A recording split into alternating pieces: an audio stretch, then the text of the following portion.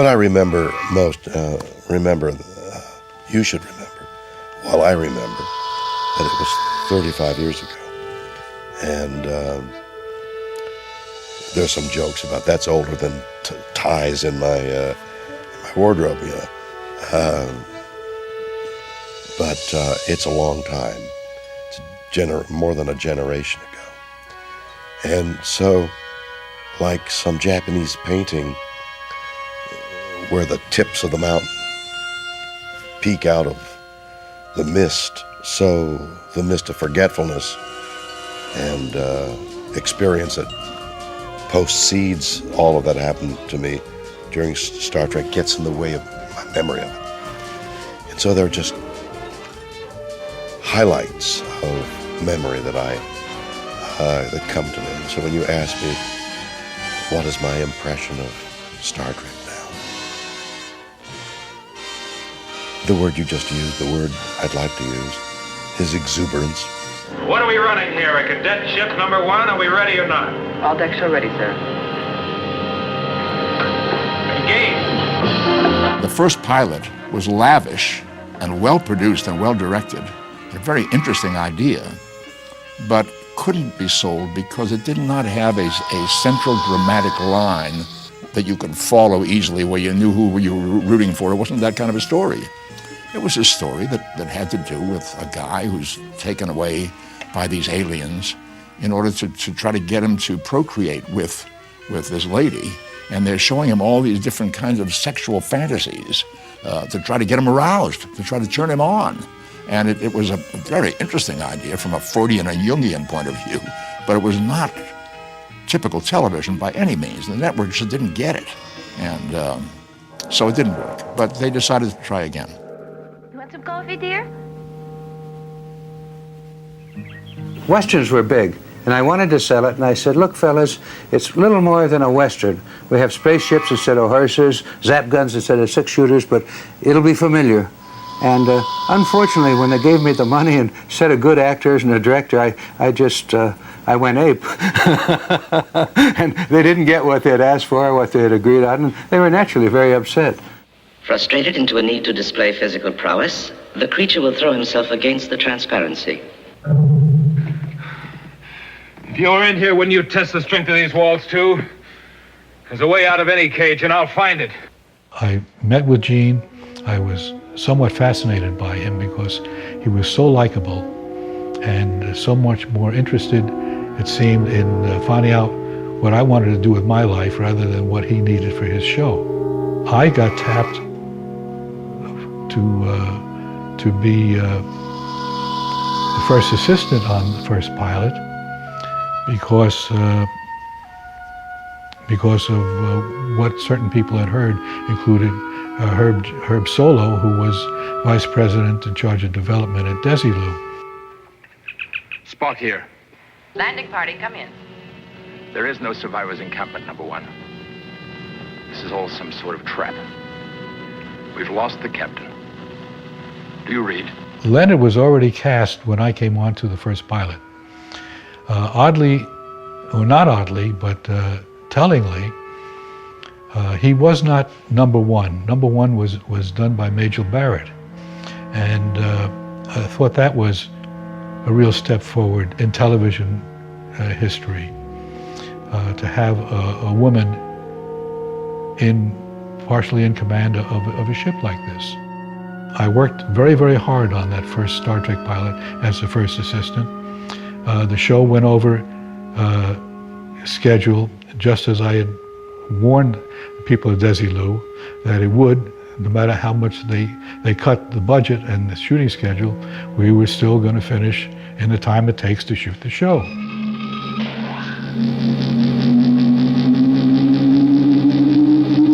There were no sci-fi shows on. There was nothing even close to what Star Trek was.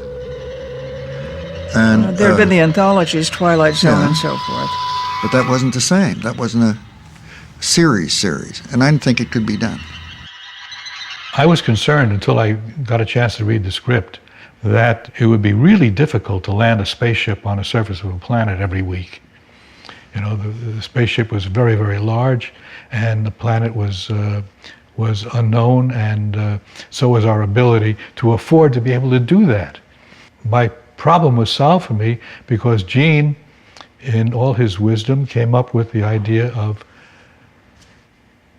beam me up, you know, and that took care of having to land.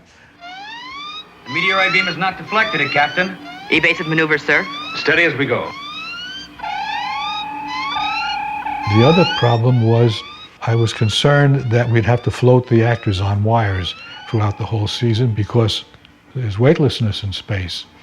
And very fortunately for us, Gene Roddenberry came up with another concept, which was artificial gravity, which was the last thing to go when all else failed and life systems were breaking down on the ship and they were being battered by untold number of enemies.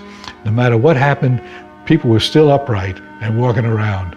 We did 2 pilots, and of course did a lot of thinking about it and drawing sketches just before then. Somehow, a second pilot got broached, and I got a phone call from Gene Roddenberry saying, hey Bob, we're going to do another one, and I want you to be the associate producer this time.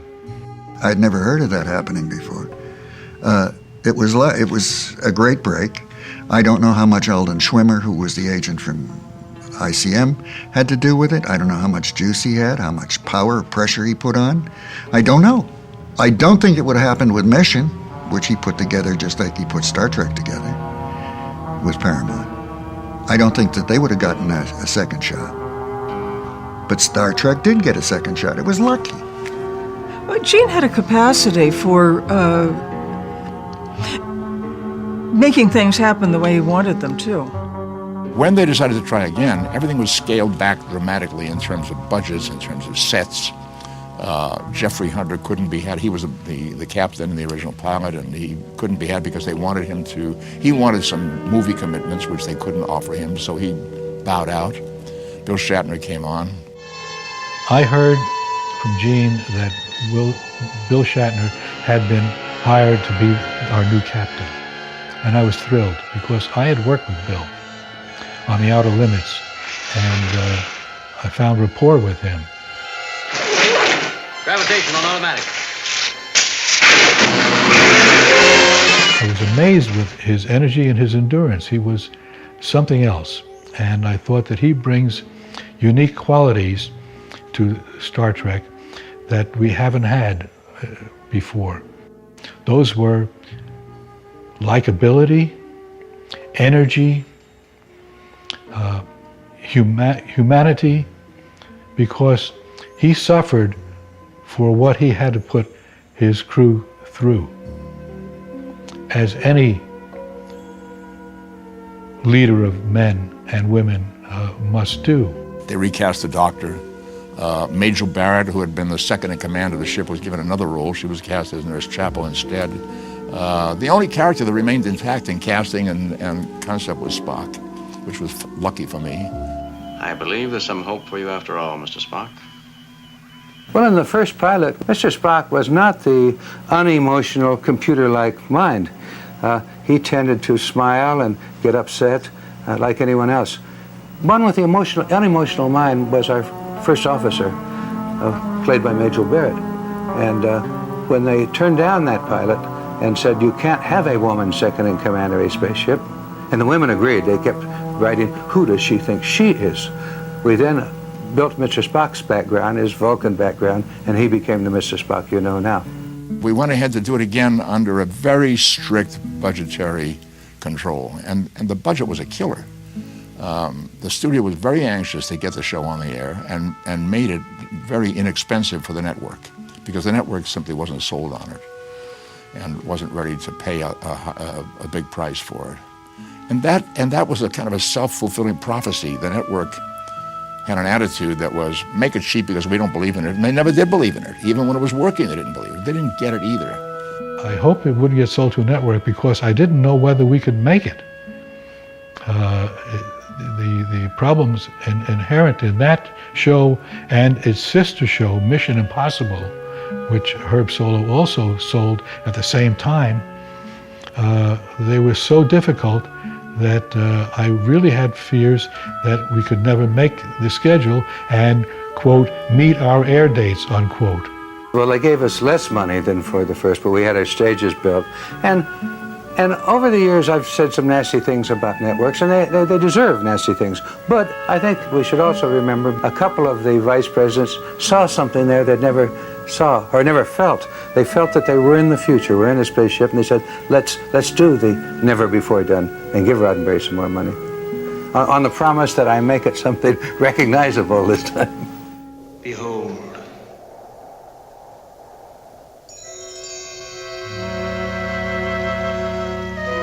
Sally Kellerman could take those silver orbs and slip them in her eyeballs and slip them out with no problem whatsoever. It is as if they didn't exist. Whereas our other guest star, Gary Lockwood, had great trouble using them, and to see through those little pinholes that we had in him, he'd tilt his head back and kind of look down his nose at whoever he was talking to. Well, it was a weird look and kind of worked for us in a way. It gave him kind of an importance, or almost beyond the role itself. It was a strange sight to see. Can you hear me, James? You cannot see me, I'm not there. I found out in talking with Gene early on that he had based the character of Captain Kirk on two fictional characters, one of whom was Hamlet, who doubted his ability to make happen what he needed, what he knew he had to make happen, and the other was Captain Horatio Hornblower, who suffered for the suffering of the people under his command. And with those two as a background, I understood completely who Captain Kirk was. I wish I were on a long sea voyage somewhere.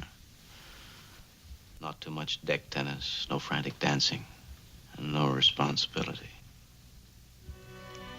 Why me? I look around that bridge, and I see the men waiting for me to make the next move. And Bones, what if I'm wrong? For a while, it was Buck Rogers.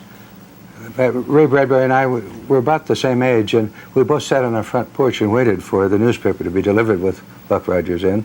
I think Flash Gordon in the comic strips, I particularly loved for those days, semi-nude women. They were so gorgeous, wow. And but my greatest fan experience has been since growing up. The Hornblower series, C.S. Forster's Sea Stories, and that very much affected me on Star Trek.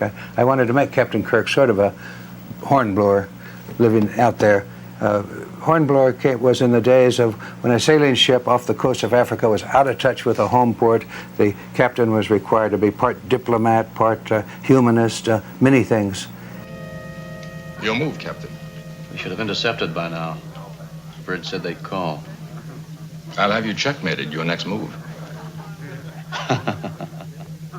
Have I ever mentioned you play a very irritating game of chess, Mr. Spock? Irritating. Ah, yes. One of your Earth emotions.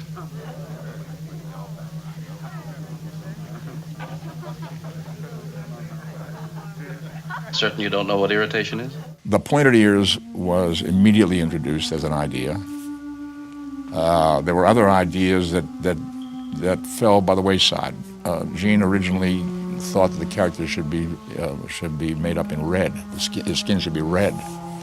There was still a lot of black and white TV sets out there, and when we tried wearing red makeup, it just went black, which was not what he had in mind. So that went away. He looked a little different, and so did I. Here's a picture of the two of us about the time that we were testing his ears and trying to decide what they would really look like, what they should look like. We tried many shapes and sizes.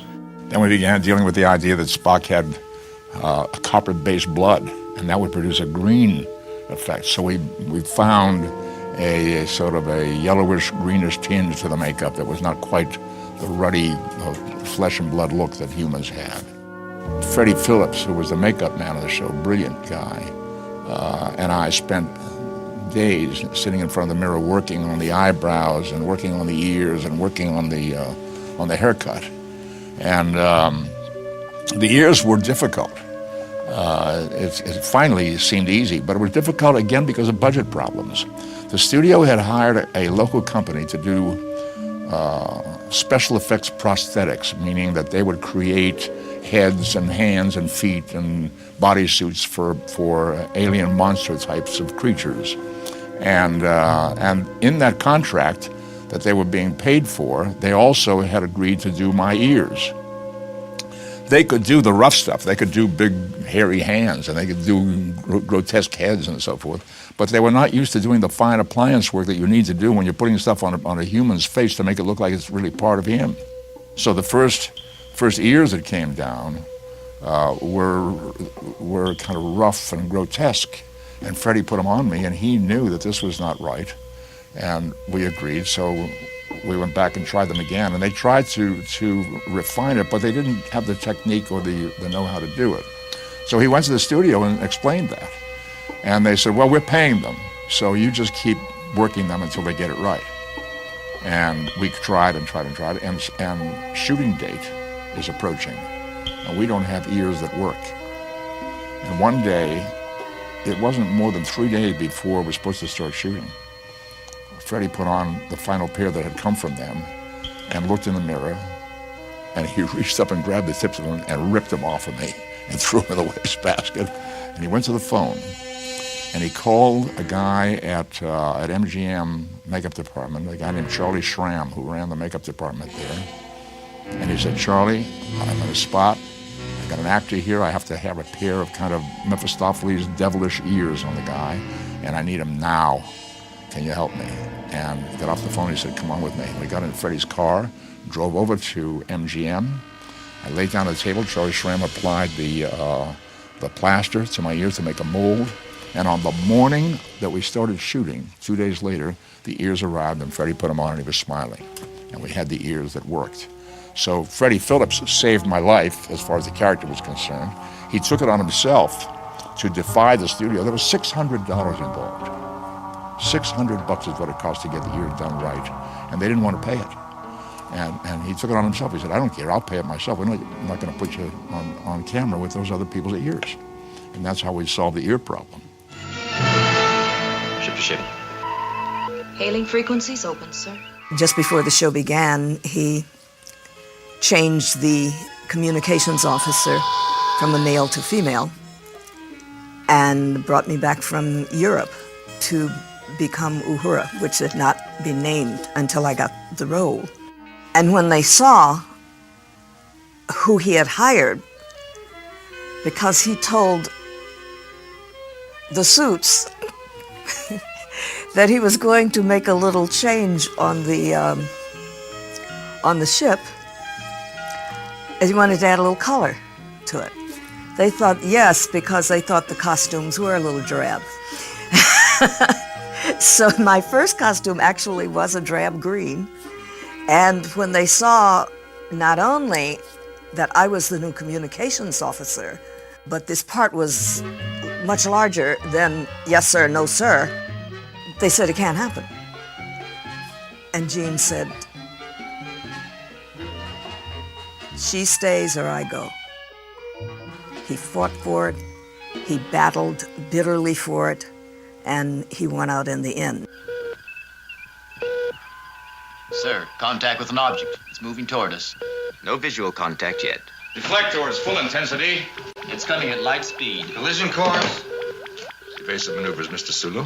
When I met Gene Roddenberry and he told me about the idea of the show and the kind of character that I was being considered for, I desperately wanted to get this part. First of all, the idea of Star Trek, the vision that Gene had. He said that the Starship Enterprise was a metaphor for Starship Earth, and the strength of the starship lay in its diversity, but that diversity working together in concert. And that's why I was being considered. I was to represent the Asian portion of the great diversity of this starship. Astrocytes is standing by, Captain. Engineering division ready, as always. I've been able to do accents ever since I can remember. And fortunately, I have a very good ear for it. A lot of concentration has to go into that sort of thing. And like Scotty, there was a fellow in a signals camp during the war. Was from Aberdeen, and I based my Scottish accent on him because he was the one. He was with us for 6 weeks. And the first week, I couldn't understand a word he said. How's it going, Scotty? Well, sir, it's a plumber's nightmare, but it'll hold for a bit. It has to hold longer than a bit. I'm sorry, sir, that's about the best I can do, and I guarantee it's not good enough. Gene Roddenberry asked me which accent I liked, and I said, well, if you want an engineer, I think he better be a Scotsman, because they're the best engineers that I have ever heard about. Where is he? I don't know, Jim. This is a big ship. I'm just a country doctor. DeForest Kelley was an extremely generous man. He was a gentleman in all senses of the word. And I think he was very generous in his time and in his work. But he was always so easy to work with. He had been a friend of Gene Roddenberry's for a long time. He had been in the police story pilot that we did in the summer of 1965. He was not in the first two Star Trek pilots. There were other doctors, and they kind of moved aside, either for other commitments or because Gene felt after seeing them, well, guy's a little too old. I want somebody who's a little closer to Kirk's age. Not contemporary. He wasn't. He was about 10 years older than Kirk and Spock. But he had a little more wisdom and a little more time in living. And so he brought that humanity to the triumvirate, whereas Kirk was the action guy and Spock was the brain guy, the logic guy. McCoy was the human guy. And with the three of them, it made a wonderful human being, actually. There was such a feeling of, oh, what a joy, what a kick. It was so well written. They were writing things, and I could use the pronoun we. We're writing things that hadn't been done on television before. There was such a wonderful relationship of the characters, as well as in many cases between the actors and the crew and the camera people. That usually happens on a shoot, but here we were for 3 years together. Most of us stayed the same. The directors were the same for the most part, and there was a continuity, and there was a sharing of experience. Things in real life happened. There were deaths and births, and so the sharing with human beings is right there, as well as the real joy of well-written scenes that you never get in television as a rule. And so the good stories, the fun action, and the wonderful human beings that I was associated with remain in my memory. Mr. Sulu, proceed on course to Marcus 3. Ahead, warp factor 1. Aye, sir.